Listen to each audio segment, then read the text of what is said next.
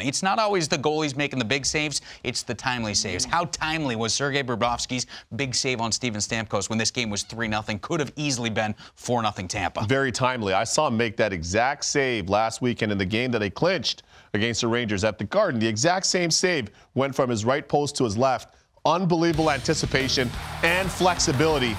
And watch, that first one was fantastic, but some of the other ones, as the game went along, as head coach Torts said, you could start to see the confidence building, especially that one at the end of the period. That was the one you were mentioning there, specifically on Steven Stamkos. But it's the timeliness of the saves, to your point, especially in a playoff game. Why?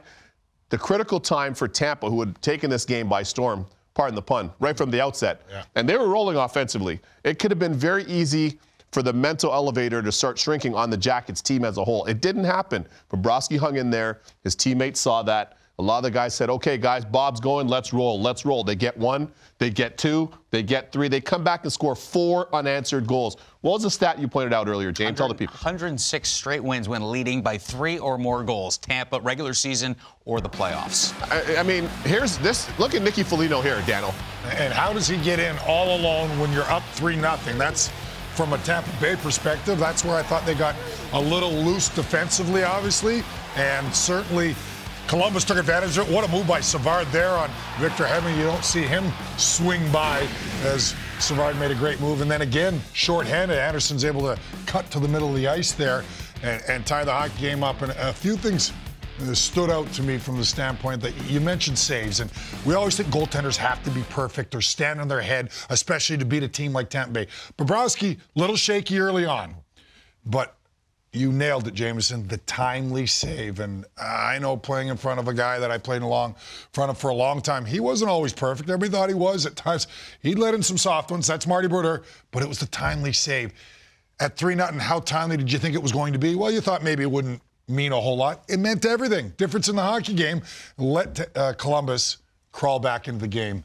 And he made some big saves, 2 in particular that you showed there, to get Columbus back. And some of their big guns made some plays at the end, didn't totally. they? You know what, Dano? I like that because those saves, they give guys a feeling of, we're in this thing. Okay? Guys are on the ice, we're in this thing. We're on the bench, we're here. We're in. We're not going down Fort Cobb. We can do this. Let's chip away. And I talked to Nick Foligno last week specifically about the Jackets playing their style.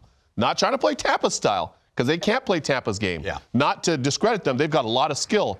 But their team, the way Jarmo Kekalainen and JD have built that team, they're meant to get it in deep, to use the D, to go to the cycle, and to cut to the middle, attack the middle of the ice. They did that on all 4 goals tonight. All right, well, one last thing I'll also say, I give the coaching staff and John Tortorella some credit here. Totally. Because when you're down 3-0, to keep your team composed. Sometimes we hear about Tortorella getting too excited behind the bench or too fired up in between periods and screaming at his troops. Well, he said the right thing after the first period. Because they really settled in. And don't underestimate that. I'm sure it was calm, it was direct, and saying, guys, game's not over yet.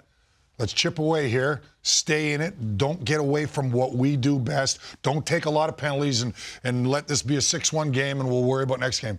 You never know. Let's try and come back. And believe me, before this series, he had a speech that nobody in the hockey world is giving us one iota of a chance to beat the Tampa Bay Lightning, the historic season they had. So let's prove people wrong. And certainly, it's only one game, but they're in the right direction and gives them a boost of confidence, certainly, to think that, hey, we went to Tampa Bay and came back from 3-0 and stole game 1. No question. And if that's any indication on how the 2019 playoffs are going to play out, buckle up, we're in for it. That was just game number 1 of the playoffs.